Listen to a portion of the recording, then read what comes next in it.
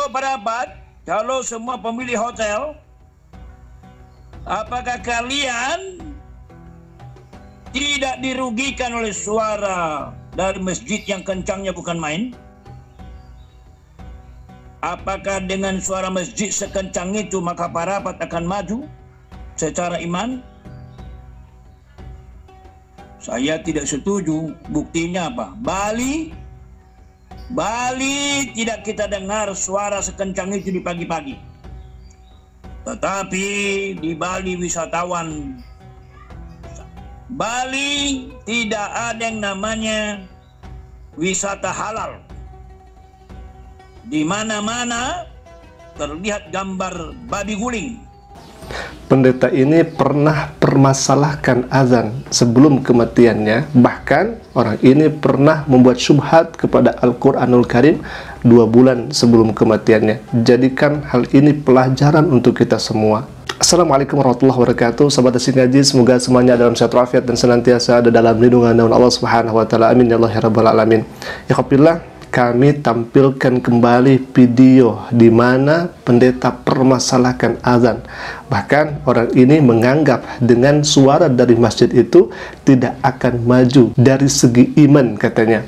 Bahkan kalau misalkan dibandingkan dengan Bali maju, di sana terdapat babi guling dan lain sebagainya, dan tidak ada wisata halal.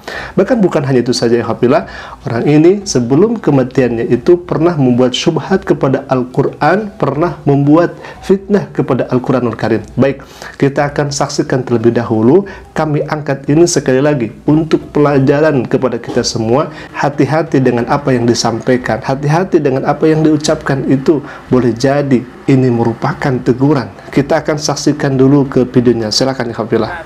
Nah, sangat mengejutkan. Ternyata di dalam Quran sendiri, Quran 9:31, surah 9:31, dinyatakan dengan sangat jelas di sana bahwa Quran mengatakan untuk menyembah Allah dan Mesias. Na'udzubillahi min dzalik. Orang ini mengatakan bahwa dalam Al-Quran katanya jelas disampaikan bahwa Al-Quran memerintahkan, Al-Quran mewajibkan untuk menyembah Allah dan Mesias.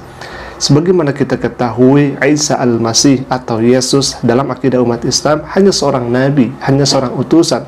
Tetapi sayang seribu sayang, pendeta ini mengatakan dalam Al-Quran syubhatannya sangat jelas. Katanya dalam Al-Quran itu diwajibkan umat Islam menyembah Mesias dan Allah Subhanahu wa taala. Na'udzubillahi min dzalik. Ini adalah kekeliruan yang sangat nyata. Bahkan bukan hanya keliru saja, alhamdulillah, ini merupakan fitnah yang sangat nyata.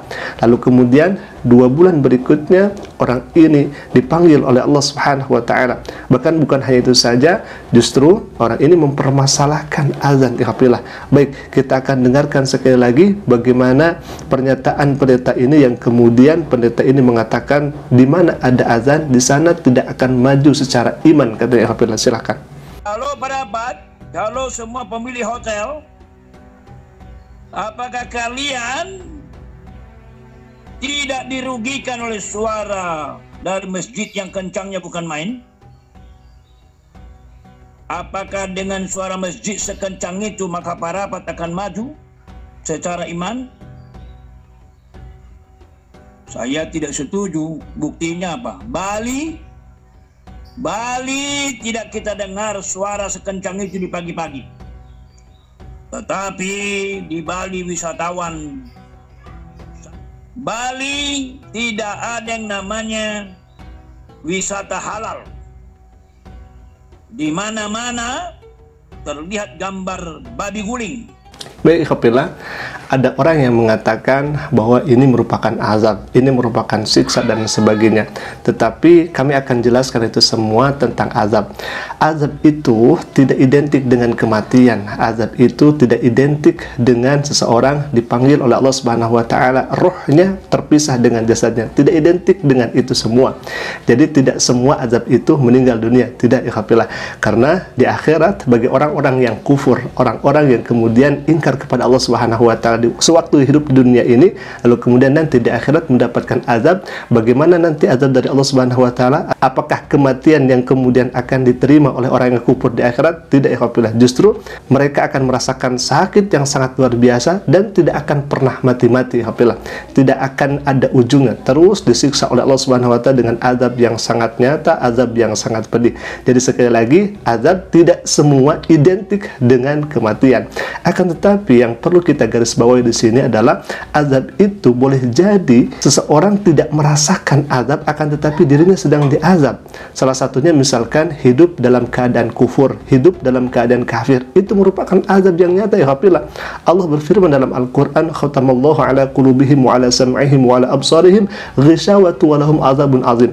Nah, orang-orang yang kemudian hidup dalam keadaan kafir atau justru mati meninggal dalam keadaan kafir, orang tersebut diazab oleh Allah Subhanahu wa taala. Otomatis ini merupakan rangkaian kecil azab yang kemudian nanti akan diazab oleh Allah Subhanahu wa taala di akhirat kelak.